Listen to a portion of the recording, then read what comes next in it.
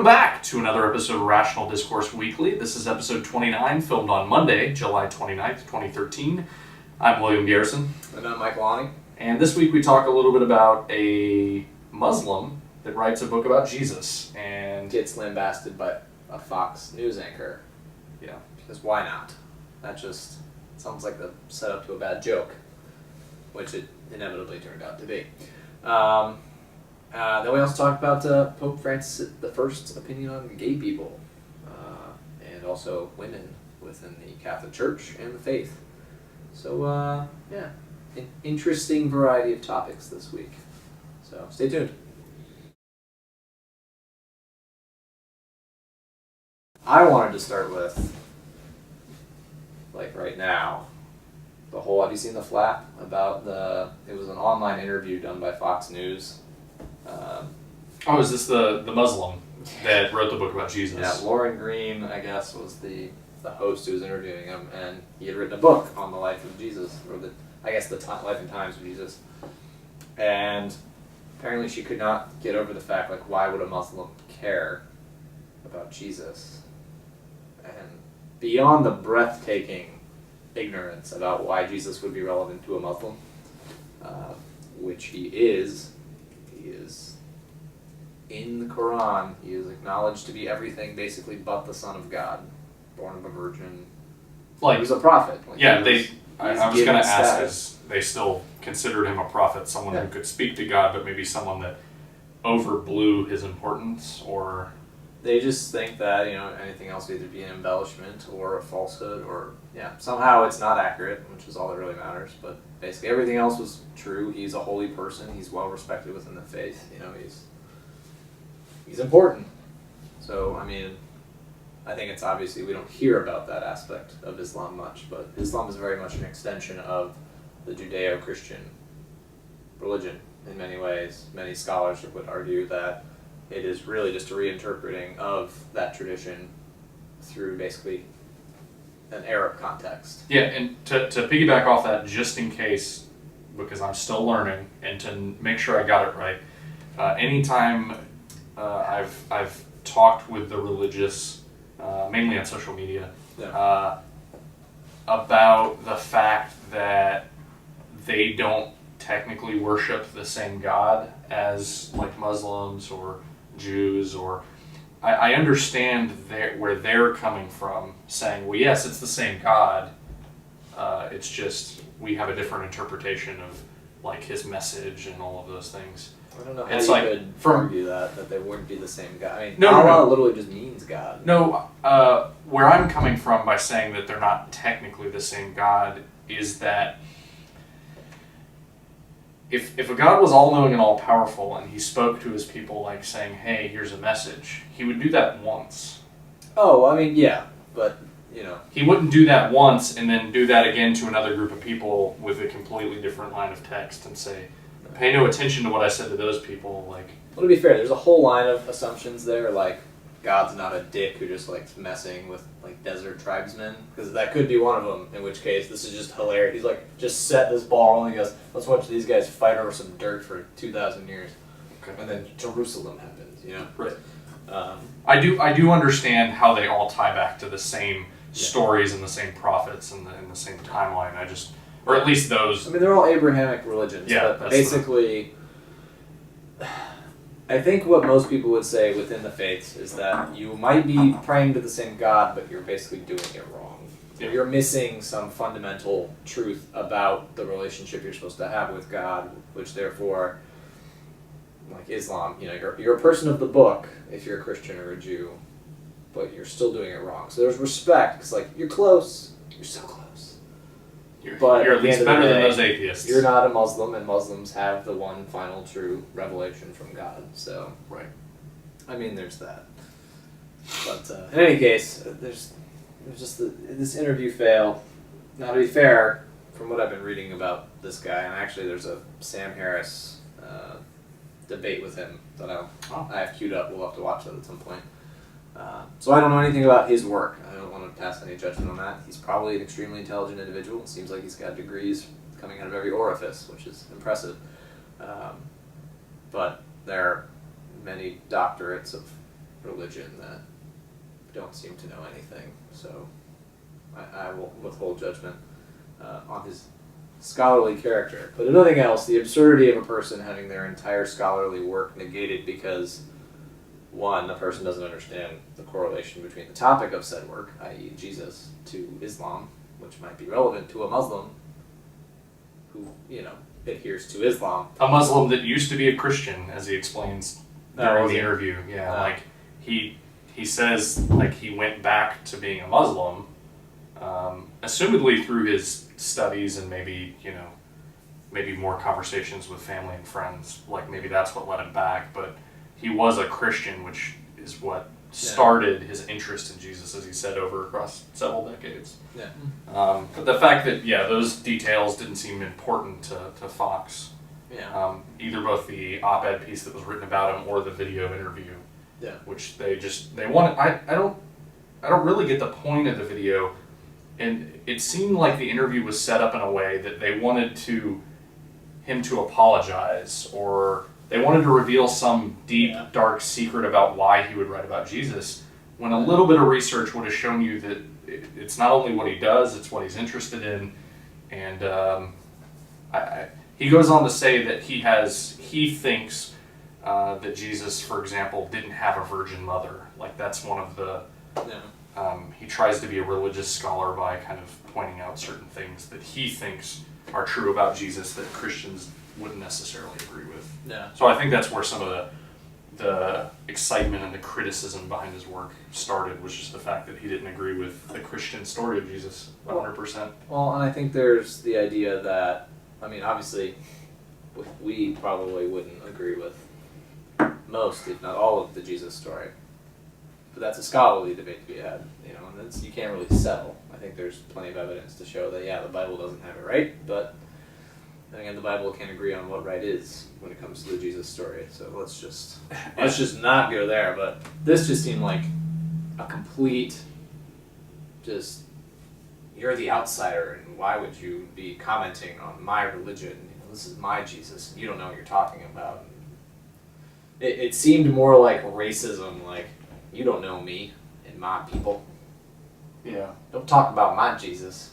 One Reddit comment kind of outlined why it's kind of a stupid argument. There are like plenty of people that study sea life don't live underwater.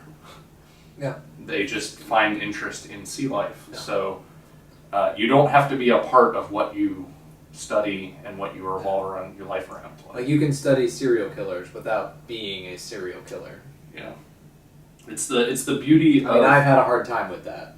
I've slipped up a few times. There are some skeletons in my closet. Those episodes of Dexter are pretty intense. They taught me some tricks, man. I had to buy a boat. I should buy a boat. Well, there's there's some interesting, I guess, reasons why people write about stuff that they're interested in and don't necessarily... It's kind of like the argument... Why we do this, we talk about religion at length. Yeah. And we are absolutely not religious. You can have a fascination with something as a concept, as a phenomenon, and not have to believe in it. It's why we have teachers that teach about subjects that they don't actively practice. Yeah. There's a long list of reasons why someone might find a certain profession interesting or fulfilling. As he talks about, he's like, I find this interesting, it's what I love to do, it's what I went to school for, it's what I have all these degrees in. Yeah. So, makes good on him. I don't know much about him. Obviously, we don't agree with him on a religious level because we... Yeah. I sympathize with him only because the attack was absurd. It's just ridiculous. Again, I won't speak to his body of work. I don't know it, and I would not be apparently qualified to comment on it. But in any case, I like watching Fox News screw up, so there you go. And then that's just a funny way for it to have happened. But I've got a better topic. Let's talk about the Catholic Church and gay people. Pope Francis making some waves today. Did he come out? Is that what this is about? Yes. Breaking news, only here. The first Rational Discourse Weekly. We would like to be the first to say that Pope Francis has come out of the closet. You'll notice he started wearing more feminine garb. He's got the flowing dresses and skirts now, jaunty hats. He has gone away with the shoes, though. He's not quite comfortable being that out as Benedict was, but it's good on him. Yeah, I was gonna say, if anything, Benedict was a little more like fashion pretty. We're Prada, man. Yeah. Come on. In any case, no.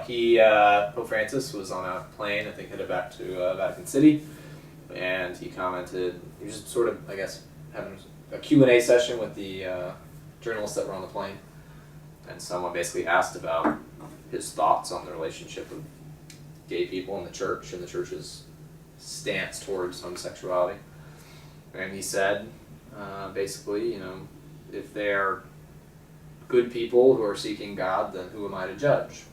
Yeah, it seemed like their stance was, or at least his stance, they find homosexual acts to be bad, evil, whatever you want to quantify that. They don't find homosexual people to be bad, evil. No, there's nothing inherently wrong. Right. I mean, and that's church doctrine. This goes back to before him. I think John Paul actually laid it down. But him going to say, like, I can't judge gay people, that's what he said. Yeah. I mean, it's nice that, obviously, that he came out on the side of, a significant portion of humanity who have done nothing wrong. But, I don't know, it rang really hollow to me, because sort of in the same breath he upheld the church's position on it. It was more like his personal opinion, but without any of the political force of the man in charge. And that bothered me a bit. And by a bit, I mean a lot. Because I want to like him.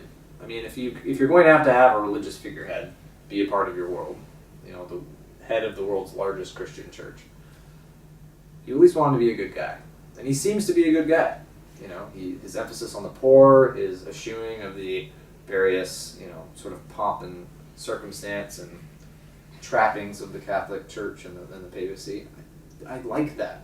That should be the emphasis if you're going to have what's arguably a charitable organization. Yeah. But how do you say I won't judge you, and yet there are judgments that my church, of which I am the head, has made, which I will not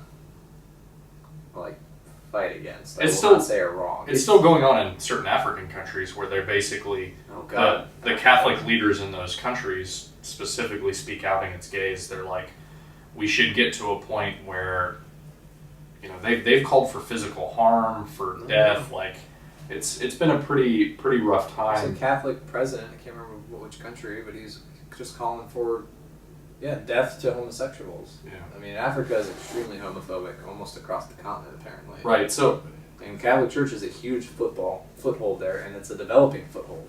They could actually wreak some change potentially if they really do their weight around, but it feels like lip service a little bit.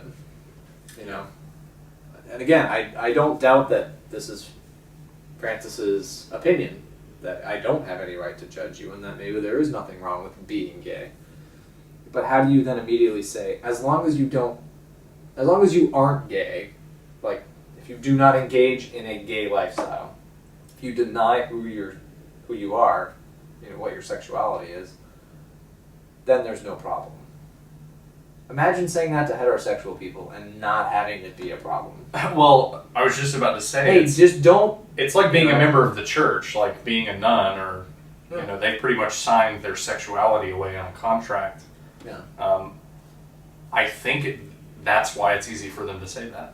Well, yeah, that's fair. I mean, yeah, they look at it and go, "What's the big deal? We've done that." We replaced sex in our lives with another 3-letter word, God.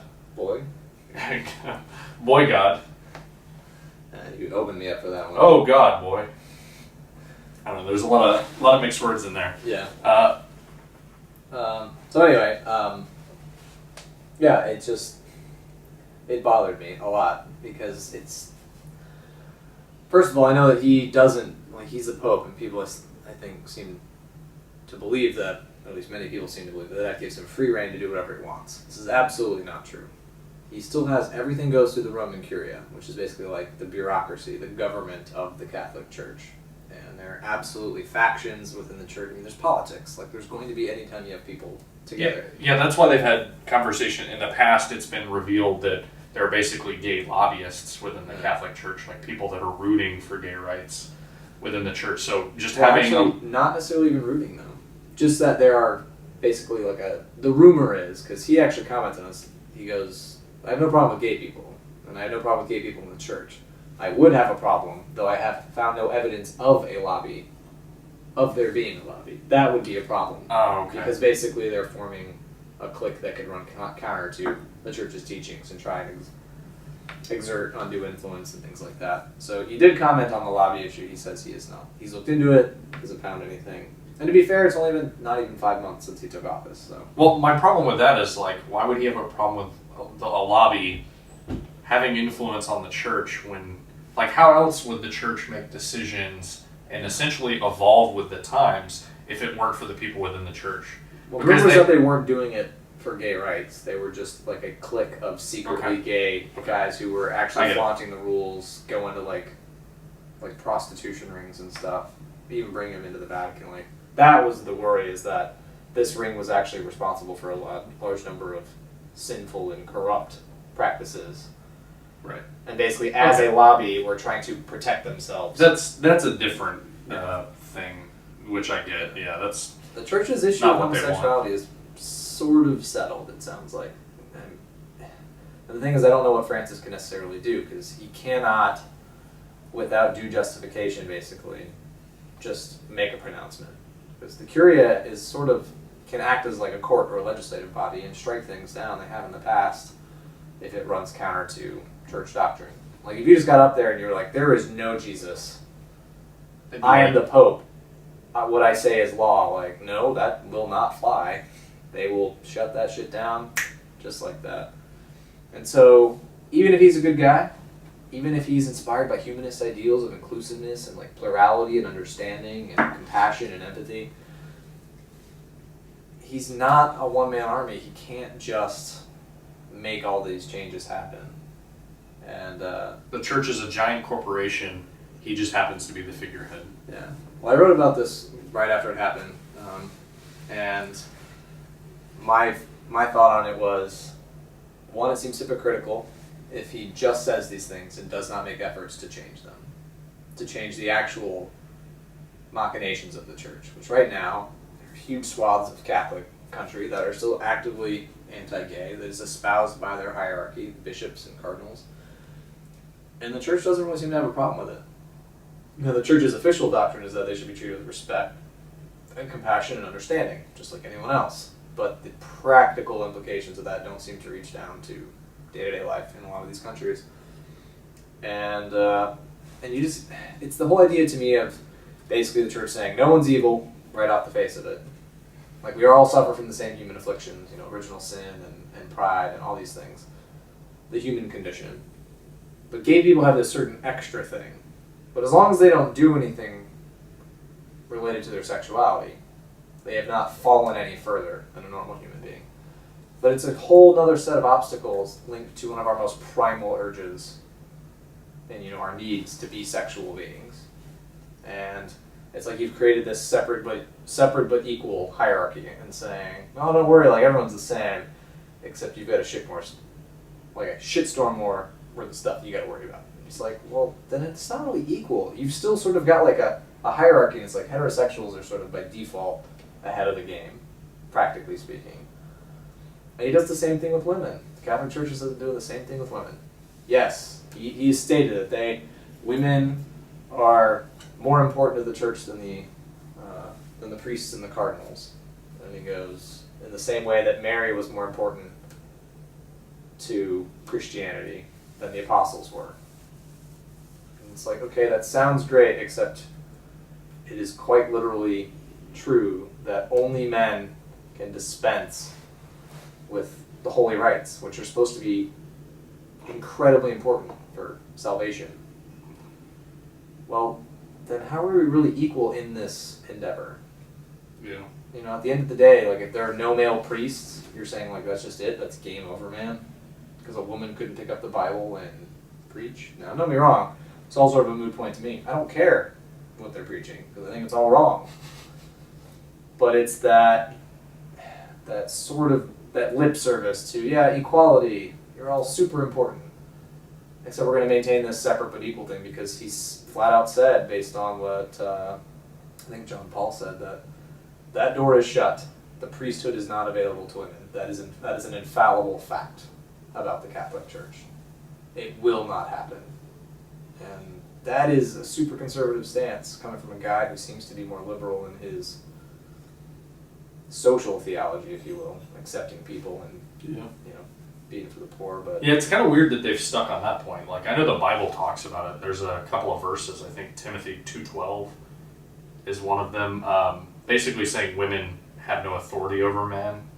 Like, she shouldn't be allowed to speak in church. Like, there's a long list of verses. But that's Paul, and Paul seemed to have some serious mom issues. Well, and I don't see why they would stick to it if it wasn't for some Bible references. Like, I don't that's see why a homosexuality. It says right in there. Yeah. I mean, you cannot argue with that fact. It says right in there that a man lies with a man as he lies with a woman. That is an abomination. And I think they shall be put to death. Among the other reasons why people are homophobic, I think it's easier for atheists to be open about the idea for gay rights and equal rights, is because we don't give a shit what Bible verses say. Yeah, that's not beholden to some ancient tome that flies against our moral leanings. We go based off of how we feel, how we interact with public and people that we meet, and social interactions, and that's a better guiding force than any ancient book, in my opinion. Yeah. Well, then you get the whole awkwardness of, did Jesus come to fulfill the law, in a sense, negating the Old Testament, or did he come to uphold the law? Because he seems to say both things. And so, Christians can't even figure out this point, so I'm not going to get into it. That's like two kids fighting over whose imaginary friend is whose. No, that's mine. It's my imaginary friend. You can't have him. Don't talk to Steve. Steve hates you. No, Steve loves me. He's my favorite. Sure, kids, you have fun. I'm going to go play with Nerf guns and blow up shit with science. Secularism. You can do anything as long as you yell for science. That's true. There's a comic of a guy, he's running nude, just by a bunch of people. He yells for science, and then people are like, oh, totally legit. Not calling the cops. Can't even question it. You actually owe that man applause. That is our authority, science. In any case, I think that double standard issue is what really got under my skin. I didn't like the idea that, I'm a firm believer in what Brown v. Board of Education said, which is, separate but equal is a sham. You cannot divide people up without there being sort of natural injustices that creep into it, and I think the church is equally guilty of that, and I think they will continue to be guilty of it, and I think unless Francis is able to wield some serious political mojo, he's got a lot of goodwill, maybe you can channel that into something, but I don't think it's making it through the hierarchy, which means that at the end of the day, he's going to be a really nice guy, and that's about it. Which is, good for him, but I wouldn't anticipate the Catholic Church changing substantially at any point in the near future. Me either. Yeah, which is a shame. Oh well. Cool. I guess that's it for this week. So I had originally planned, until this whole incident came up, to post this week about Christopher Hitchens' God is Not Great, How Religion Poisons Everything, because it's a really good read.